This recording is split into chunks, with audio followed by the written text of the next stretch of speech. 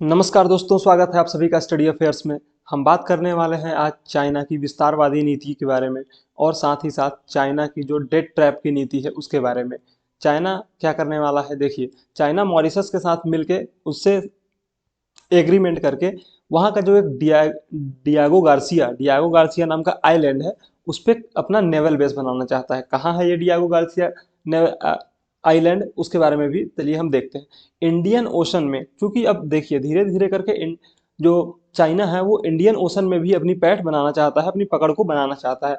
हाल ही में रसिया के साथ मिल करके उसने कुछ बॉम्बर्स उड़ाए थे इंडियन ओशन के ऊपर से। हालांकि अभी फिलहाल जब इंडियन ओशन की बात होती है तो इंडियन नेवी यहाँ के पूरे इस इंडियन ओशन की बेताज बादशाह है। पूरे इस इलाके में इंडियन नेवी अपना गश्त करती है और यहाँ पे किसी की भी हिम्मत नहीं होती कि वो इंडियन नेवी को चैलेंज कर सके। लेकिन पहली बार ऐसा हो रहा है कि चाइना इंडियन नेवी को चैलेंज करने की कोशिश कर रहा है। देखिए डियागो गार्सिया जो है वो कहाँ पे है उसके बारे में हम बात करेंगे। ये इंडियन ओशन में है, लेकिन ये जो कार्गोस आर्किपेलागो नाम का वो आइलैंड है उसी पे ये, देखिए ये है इंडियन ओशन पूरा का पूरा।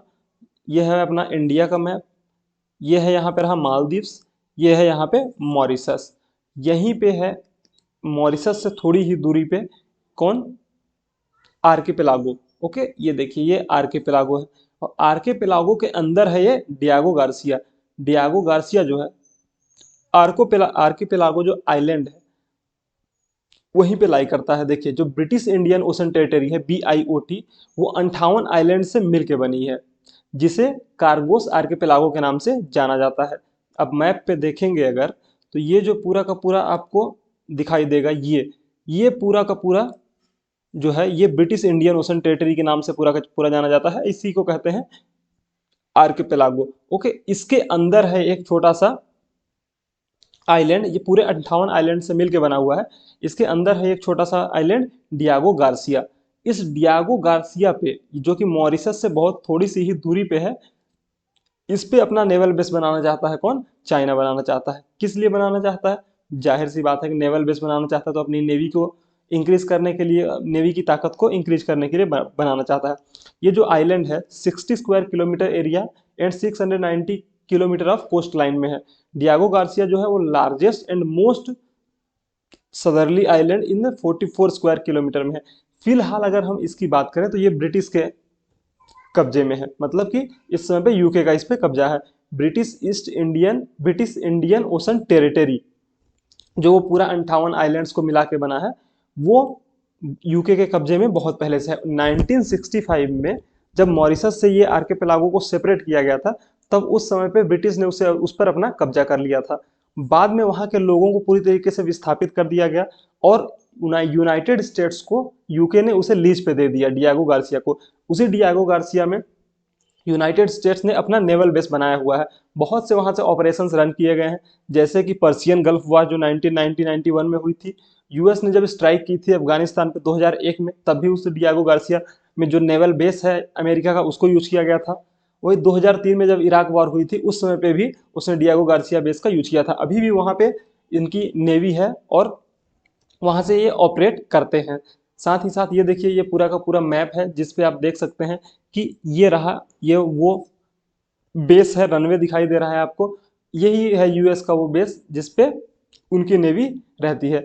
1990 में क्या हुआ, देखिए जब ये मॉरिशस से यूके ने ले लिया था, शुरू में पहले ये मॉरिशस के पास था।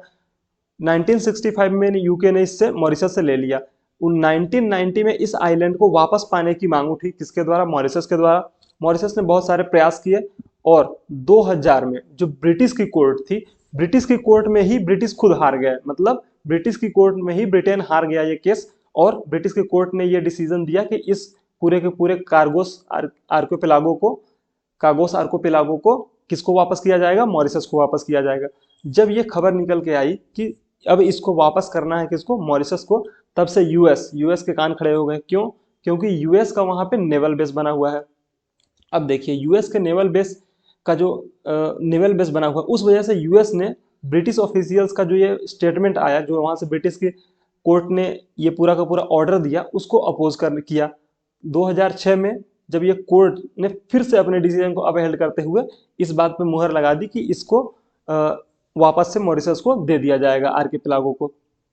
उसके बाद जब 2019 में ये पूरा का पूरा मामला इंटरनेशनल कोर्ट ऑफ जस्टिस में चला गया, वहां से 2019 में फिर से उसी फैसले को रिपीट किया गया कि ये जो पूरा का पूरा आइलैंड है ये यूनाइटेड किंगडम मॉरिशस को वापस कर दे जितना जल्दी हो सके, एज सुन एज पॉसिबल।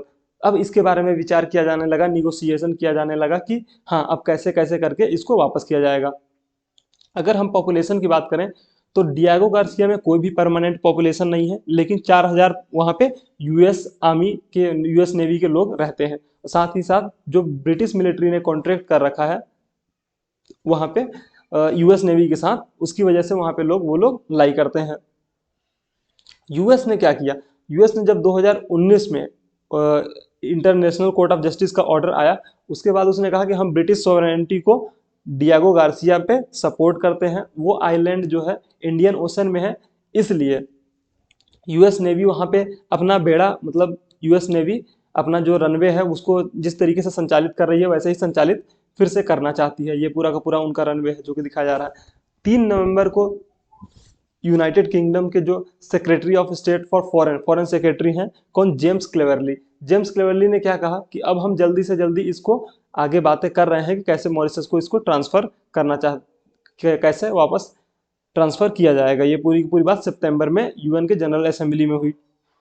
ये दोनों कंट्रीज ने निगोशिएशन स्टार्ट कर दिया है कैसे ब्रिटिश इंडियन ओशन टेरिटरी जो है उसको मॉरिशस को देना है। जैसे ही ये खबर आई कि ये ब्रिटिश इंडियन ओशन का टेरिटरी किसको वापस किया जाना है, मॉरिशस को, चाइना ने अपनी नज़र इन पे बनाना चालू कर दिया और चाइना ने इनसे एग्रीमेंट, बहुत से एग्रीमेंट चालू किए। सबसे पहला जो एग्रीमेंट चाइना ने उनसे स्टार्ट किया वो 2019 जनवरी 2019 मॉरिशस और चाइना ने 2 एग्रीमेंट किए, जिसमें चाइना ने उनको ग्रांट किया क्या, लोन, कितने का, 513 मिलियन रुपीस का। एक छोटे से देश को बहुत ज़्यादा लोन देना यानी कि उसे अपने डेट ट्रैप में फंसाने जैसा है, जो कि चाइना की बहुत पहले से ही रणनीति रही है।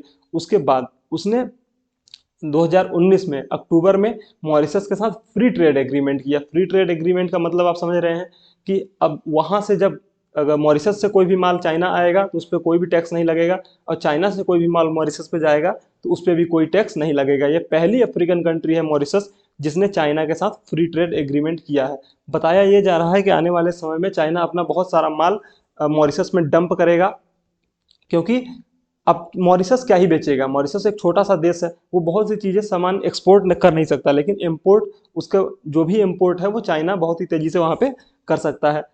According to Chinese expert, FTA by the end of financial year 2022 would likely to create a market of $3 trillion, $3 trillion, जिसमें बेसिक सी बात है कि सबसे ज़्यादा फायदा चाइना को होने वाला है। सितंबर 2020 में एक्सटर्नल डेट 180.9 बिलियन डॉलर का पहुंच चुका है मॉरिशस का, यानी कि उसने 180.9 बिलियन डॉलर किससे कर्ज ले रखा है, बाहर से, जिसमें से ज़्यादा पैसा चाइना से लिया हुआ है।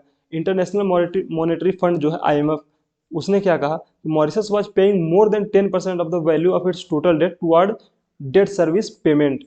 पेमेंट देने में ही उसे बहुत ज़्यादा पैसा खर्च करना पड़ रहा है। चाइना ने पूरा जो कम्युलेटिव इन्वेस्टमेंट किया है मॉरिशस में वो 887 मिलियन डॉलर का है। 887 मिलियन डॉलर बहुत सारा पैसा हो जाता है एक छोटे से देश के लिए। चाइना क्या क्या करना चाहता है, देखिए चाइना बहुत ही ज़्यादा किसी भी कंट्री को जब कैप्चर करना चाहता है तो उस पर बहुत सा पैसा लगाता है, बहुत सा डेट में उसको फंसाता है, जैसे उसने श्रीलंका के साथ किया था। तो उसको डेट में फंसाने के बाद कुछ चीज़ें उनसे ले लेता है, जैसे उसने कोई भी बंदरगाह हो गया वो ले लिया, या फिर कोई आइलैंड हो गया वो ले लिया। वही ये मॉरिशस के साथ करना चाहता है, वही ये और भी कंट्रीज के साथ कर चुका है। तो ये बात मॉरिशस को अभी समझ में नहीं आ रही है। हमारे लिए दिक्कत की क्या बात है, हमारे लिए दिक्कत की ये बात है कि इंडियन ओशन में धीरे धीरे चाइना की पकड़ बढ़ती जा रही है। जरूर ये चिंता का विषय है इंडिया के लिए, क्योंकि जब अगर हमारे जो इंडियन ओशन में चाइना आके बैठ जाएगा, अपना नेवी बेस बना के बैठ जाएगा, तो हमारी नेवी के लिए जरूर दिक्कतें क्रिएट करेगा। वैसे भी वो कभी कभी अपने शिप्स भेज के या फिर कभी किसी माध्यम से हमेशा प्रॉब्लम्स क्रिएट करने की कोशिश करता ही रहता है। अगर आपको ये वीडियो पसंद आया है तो लाइक कीजिए, शेयर कीजिए, सब्सक्राइब कीजिए और साथ ही साथ लाइक भी कीजिए।